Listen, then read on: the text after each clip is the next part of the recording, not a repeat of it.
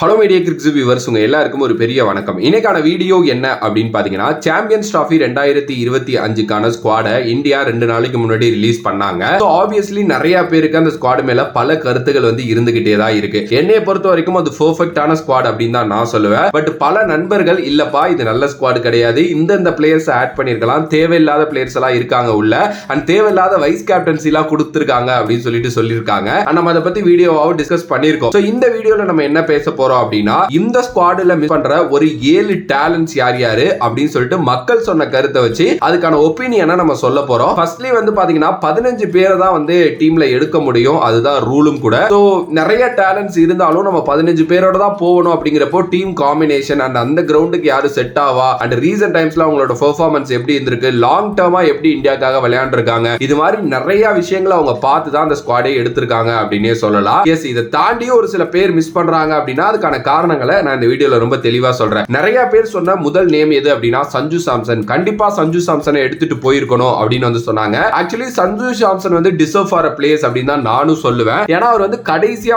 December 21, 2023 south ஆப்பிரிக்காக்காக ஒரு ODI விளையாண்டாரு. கிட்டத்தட்ட ஒரு வருஷம் கம்ப்ளீட்டே ஆயிருச்சு. அந்த மேட்ச்ல அவர் பாத்தீங்கன்னா 114 பால்ல 108 ரன் அடிச்சிருந்தாரு. கிட்டத்தட்ட ஓடிஐல 16 மேட்ச்ல 510 ரன் அடிச்சிருக்காரு. அதுவும் 56.6 ஆவரேஜ்ல 99.6 ஸ்ட்ரைக் ரேட் வச்சிருக்காரு. ஆனா அவரை ஏன் எடுக்கல அப்படின்னா, ஆக்சுவலா ஃபர்ஸ்ட் விக்கெட் கீப்பரா கேஎல் ராகுல் தான் போறாருங்கிறது நம்ம எல்லாருக்குமே தெரியும். அஜித் அகர்கர் அது ரொம்ப தெளிவாவே சொன்னாரு, எங்களோட ஃபர்ஸ்ட் விக்கெட் கீப்பர் கேஎல் ராகுல் தான் அப்படின்னு சொல்லிட்டு. சோ பேக்கப்பா ஒரு விக்கெட் கீப்பிங் ஆப்ஷன் போகணும் அப்படிங்கிறப்போ அவங்க என்ன நினைச்சிருக்காங்கன்னா, எனக்கு ஒரு லெஃப்ட் ஹேண்டர் வேணும் அப்படின்னு யோசிச்சிருக்காங்க. அதனால தான் ரிஷப் பண்ட் கிட்ட பாத்தீங்கன்னா போயிருக்காங்க. எஸ், அதனால மட்டும் தான் ரிஷப் பண்ட் உள்ள போயிருக்காரு சஞ்சு சாம்சனை கிராக் பண்ணி. மத்தபடி பாத்தீங்கன்னா சஞ்சு சாம்சனை எடுக்காததுக்கான ரீசன் எதுவும் இல்ல. அண்ட் இன்னொரு ரீசன் 2 நாளா பேசப்பட்டுக்கிட்டு இருக்குது, அவர் விஜய் ஹசாரே டிராஃபி 2024 விளையாடல கேரளாக்காக அப்படின்னு சொல்லிட்டு. அது ஆக்சுவலி அவர் கேம்ப்ல கூட கலந்துக்கல அப்படிங்கிற மாதிரியும் சொல்றாங்க. மேபி அந்த விஜய் ஹசாரே டிராஃபி அவர் விளையாண்டு அங்க ஃபியூ ரன் ஸ்கோர் பண்ணிருந்தாரு அப்படின்னா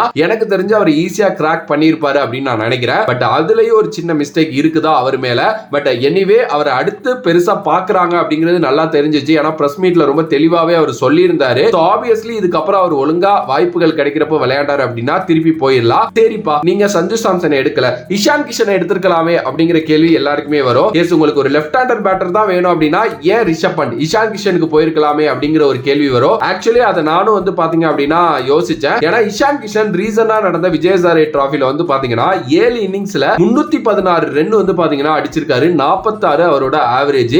ஓடிஐ வேர்ல்டு கப் அதுக்கு முன்னாடி விளையாண்டாரு இல்லையா, அதுல பாத்தீங்கன்னா 2 இன்னிங்ஸ், ஒரு மேட்ச் பாத்தீங்கன்னா 1 ரன் ஆனாருன்னு நினைக்கிறேன், இன்னொரு மேட்ச் 47 ரன். அதுக்கப்புறம் கில் வந்ததுனால அவருக்கு வாய்ப்பு கிடைக்கல. And west Indies series, Australia series, Asia cup 2023 அப்படின்னு சொல்லிட்டு அவருக்கு எங்கெங்கெல்லாம் வாய்ப்பு கிடைக்குதோ அங்க எல்லாத்துலயுமே கண்டினியூவா நல்லா பெர்ஃபார்ம் பண்ணிட்டு இருந்த ஒரு பிளேயர். ஆனா அவர் ஒரு சின்ன விஷயம் பண்ணாரு. என்ன அப்படின்னா, எனக்கு கொஞ்சம் மென்டல் பிரேக் வேணும் அப்படின்னு சொல்லிட்டு எடுத்தாரு. அதுல இருந்து அவரோட கான்ட்ராக்டும் போயிருச்சு. அவர் பாத்தீங்கன்னா திரும்பி கூட பார்க்க மாட்டேங்கிறாங்க. எனக்கு தெரிஞ்சு இஷான் கிஷனை ஒதுக்குனது அப்படிங்கிறது என்னால அக்செப்டே பண்ணிக்க முடியாது. எஸ், ரீசன்ட் டைம்ஸ்ல அவர் பாத்தீங்கன்னா எந்த ஃபார்மேட்டுமே ஆடுறது இல்லதான். ஆனா அவர் ஒரு நல்ல டேலண்ட்ங்க. எதுக்கு இப்படி பண்றாங்க அப்படிங்கிறது தெரியல. சோ இஷான் கிஷன் இல்லாதது பாத்தீங்கன்னா என்னைய பொறுத்த வரைக்கும் மேபி ரிஷப் பண்ட்க்கு பதிலா இஷான் கூட போயிருக்கலாமே அப்படிங்கிற மாதிரி தான் இருந்துச்சு. சோ இஷான் கிஷனும் இந்த மிஸ்டு பிளேயர் லிஸ்ட்ல நான் வைப்பேன். மூணாவதா ருத்ராஜ் ஐக்வாட் எடுக்கல அப்படின்னு சொல்லிட்டு சோஷியல் மீடியா ஃபுல்லா அவ்வளோ விஷயங்கள் அவ்வளோ பேர் பேசினாங்க.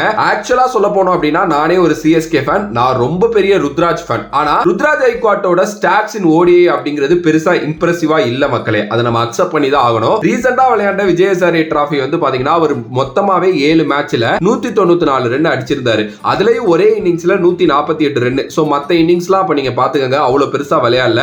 ஒரு மேட்ச்ல 1 run, 8 run, 12 run, 13 run, 5 run, 7 run அப்படி சொல்லிட்டு ரொம்ப ரொம்ப போரான ஒரு ஃபார்ம்ல தான் அவர் இருந்திருக்காரு. சரி, இது இருக்கட்டும். அவர் ஓடிஐல நல்லா பண்ணிருக்காரா இந்தியாக்காக அப்படின்னா, டோட்டலா ஒரு 6 மேட்ச் இந்தியாக்காக ஓடிஐ ஆடி இருக்காரு. அதுல பாத்தீங்கன்னா சவுத் ஆப்பிரிக்காவோட 2 மேட்ச், ஒரு மேட்ச் 4 ரன், இன்னொரு மேட்ச் 5 ரன். ஆஸ்திரேலியாவுக்காக 2 மேட்ச், ஒரு மேட்ச் 8 ரன், இன்னொரு மேட்ச் 71 ரன். வெஸ்ட் இண்டீஸ்க்காக ஒரு மேட்ச், அதுல பாத்தீங்கன்னா 8 ரன். சவுத் ஆப்பிரிக்காக்காக இன்னொரு ஒரு மேட்ச், அதுல பாத்தீங்கன்னா 19 ரன். சோ இதுல இம்ப்ரெசிவா எங்க இருக்கு அப்படின்னா அந்த 71 ரன் அகைன்ஸ்ட் ஆஸ்திரேலியா. இதை தாண்டி அவருக்கு கொடுத்த வாய்ப்புல அவர் பெருசா விளையாடவே இல்ல அப்படிங்கிறது தான் உண்மை. 2022-23 விஜய் ஹசாரே டிராஃபி அவருக்கு பயங்கரமா இருந்துச்சு. எஸ், 5 இன்னிங்ஸ்ல 660 ரன் அடிச்சாரு. அதுக்கப்புறம் தான் 6 ஓடிஐ சான்ஸ் கொடுத்தாங்க. அந்த 6 ஓடிஐல 5 ஓடிஐ ஒழுங்கா விளையாடல. விளையாடல, விஜயசாரை டிராஃபி ஒழுங்கா விளையாடல. ரீசன்ட் டைம்ஸ்ல இந்தியா ஏவை லீட் பண்ணப்போ அங்கேயும் ஒரு மேட்ச் தான் நல்லா விளையாண்டாரு, அங்கேயும் பெருசா விளையாடல. அப்படிங்கிறப்போ ரீசன்ட் ஃபார்ம் அவருக்கு ரொம்ப போரா இருக்குங்கிறது தான் உண்மையான ஒரு விஷயம். சோ அதனாலதான் அவர் எடுக்கல. இதை தாண்டி வந்து ஓபனர்ஸா இப்ப 3 பேர் இருக்காங்க. ரோஹித் இருக்காங்க, கில் இருக்காங்க, அதுக்கப்புறம் வந்து பாத்தீங்கன்னா எஸ்எஸ்வி ஜெய்ஸ்வால் இருக்காங்க. இந்த 3 பேர் இருக்கிறப்போ ருத்ராஜ் கெய்க்வாட் கிராக் பண்றது அது ரொம்ப கஷ்டம்.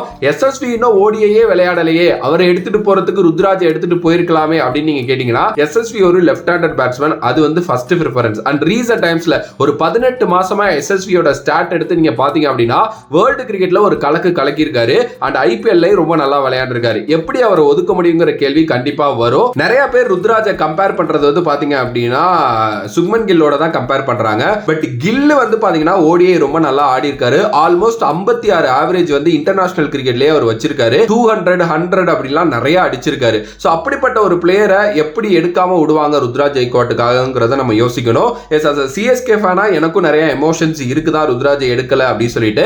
பட் ஆனா as a கிரிக்கெட் ஃபேனா நம்ம என்ன யோசிக்கணும் அப்படின்னா ருத்ராஜ் இன்னும் கொஞ்சம் நல்லா விளையாடணும், இன்னும் அவர் அந்த சான்ஸுக்காக வெயிட் பண்ணணும் அப்படின்னு தான் நான் சொல்லுவேன். இதே T20 கிரிக்கெட் அப்படின்னு வர்றப்போ எனக்கு வேற ஒப்பீனியன் இருக்கு. ஏன்னா ருத்ராஜ் கெய்க்வாட் அங்க எடுக்க மாட்டேங்கிறாங்க, அதுதான் உண்மை. ஏன்னா அவர் ரொம்ப நல்லா பெர்ஃபார்ம் பண்ணியிருக்காரு T20 கிரிக்கெட்ல. ஆனா அவருக்கு வாய்ப்பு இப்ப கொடுக்க மாட்டேங்கிறாங்க.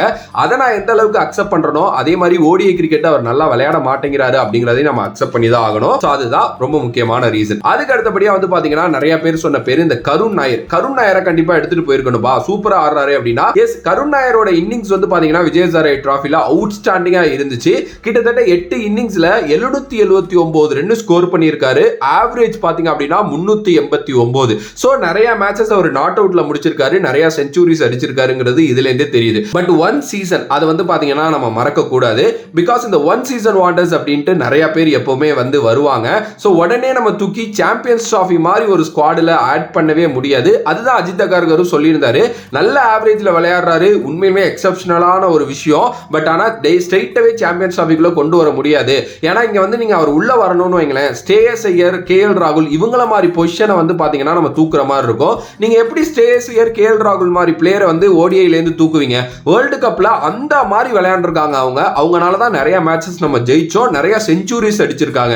சோ அப்படிப்பட்ட பிளேயர்ஸ் எப்படி தூக்க முடியும்? எஸ், கருண் நாயருக்கும் நான் எப்படி வந்து ருத்ராஜ் கெய்க்வாட்டுக்கு சொன்னனோ அதே தான். நிறைய அவர் நல்லா விளையாடணும், இன்னும் டொமஸ்டிக்ல நிறைய நல்லா விளையாட கண்டிப்பா இந்தியன் டீம் கதவுகள் வந்து உடைக்கப்படும். எஸ், நமக்கு வந்து நல்லாவே தெரியுது. ஏன்னா நம்ம இந்த ரீசன்ட் டைம்ஸ்ல நடக்கிறத தான் ரொம்ப ஞாபகம் வச்சுக்கிறோம். அதனாலேயே கருண் நாயர் ரொம்ப பயங்கரமா விளையாடுறாருப்பா, அவருக்கு வாய்ப்பு கொடுக்கணும் அப்படின்னு நம்ம பேசுறோம். எஸ், வாய்ப்புகள் கொடுக்கப்படணும். ஆனா சாம்பியன்ஸ் டிராஃபி மாதிரி ஒரு ஐசிசி டோர்னமெண்ட்ல ஸ்ட்ரைட்டாவே வாய்ப்பு கொடுக்கணுமா அப்படின்னா அது ஒரு பெரிய கொஸ்டின் மார்க்.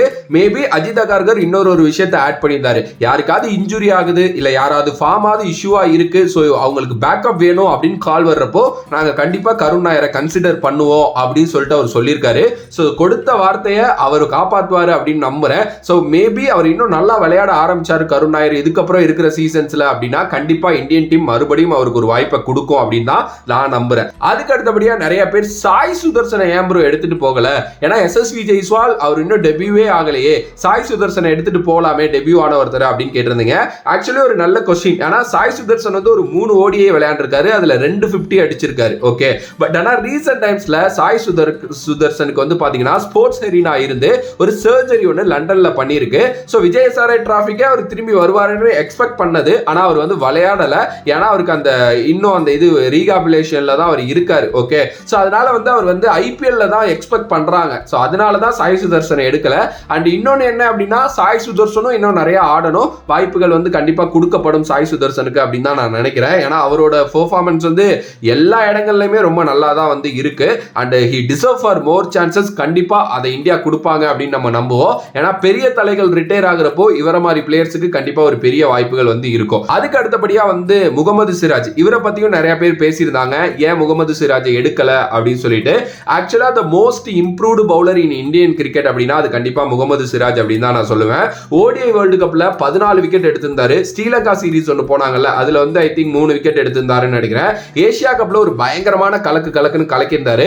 லாஸ்ட் ஒரு 2 இயர்ஸ்ல இந்தியாவில் அதிக விக்கெட் எடுத்தது யாரு அப்படின்னா முகமது சிராஜ். பிகாஸ் பும்ரா சமி மாதிரி பிளேயர்ஸ் இன்ஜுரியில இருந்தப்போ முகமது சிராஜ் தான் டர்ன் அவுட் பண்ணி வந்து நிறைய விளையாண்டாரு, நிறைய கேம்ஸ் அவருக்கு கிடைச்சிச்சு.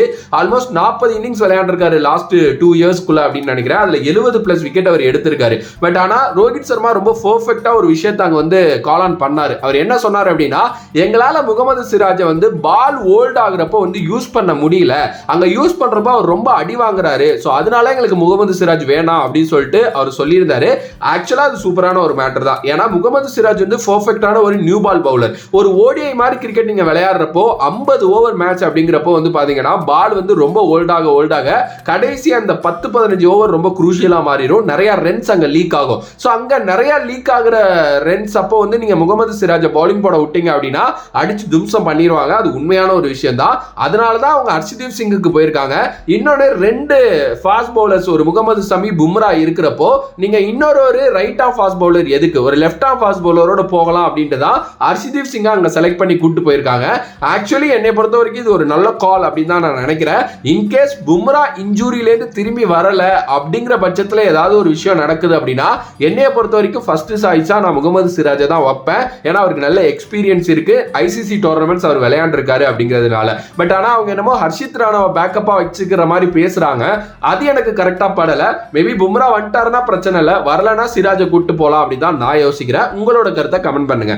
கடைசியா வந்து பாத்தீங்க அப்படின்னா நிதிஷ்குமார் ரெட்டி, நிறைய பேர் சொன்ன பேர் நிதிஷ்குமார் ரெட்டி அவர் ஒரு எக்ஸ் ஃபேக்டரா இருப்பாரு, அவரை கண்டிப்பா கூட்டு போறோம், ஒரு ஸ்பெஷலைஸ்டு பிளேயரா அழைச்சிட்டு போகணும் அப்படின்லாம் நிறைய லெஜெண்ட்ஸ் கூட பேசியிருந்தாங்க. பட் நிதிஷ்குமார் ரெட்டி பொறுத்த வரைக்கும் ஒரு சின்ன இஷ்யூ தான் அங்க இருக்கு. என்ன அப்படின்னா அவர் வந்து பாத்தீங்கன்னா ஒரு சூப்பரான ஆல்ரவுண்டர். என்னை பொறுத்த வரைக்கும் அவர் ஒரு பேட்டிங் ஆல்ரவுண்டர் அப்படின்னு தான் நான் சொல்லுவேன். ஏன்னா பெருசா அவரோட பவுலிங் ஸ்பெஷலைஸ்டாலாம் இல்ல, பேட்டிங் ரொம்ப நல்லா ஆடுறாரு, அந்த பிஜிடில நமக்கு காமிச்சிட்டாரு. ஆனா இப்ப என்ன மேட்ரு அப்படின்னா இந்தியா 4 ஸ்பின்னர்ஸோட உள்ள போயிருக்காங்க. அக்ஷர் பட்டேல், ஜடேஜா, வாஷிங்டன் சுந்தர், அதுக்கப்புறம் குல்தீப் யாதவ். இதுல 3 பாத்தீங்க அப்படின்னா ஸ்பின் ஆல்ரவுண்டர்ஸ் அப்படின்னே சொல்லலாம். அக்ஷர் பட்டேல், ஜட்டு, வாஷி. சோ அவங்க என்ன யோசிக்கிறாங்கன்னா எங்களுக்கு ஃபாஸ்ட் பவுலிங் ஆல்ரவுண்டரோட ஸ்பின் ஆல்ரவுண்டர் தான் தேவை அப்படின்னு தான் அவங்க யோசிச்சிருக்காங்க.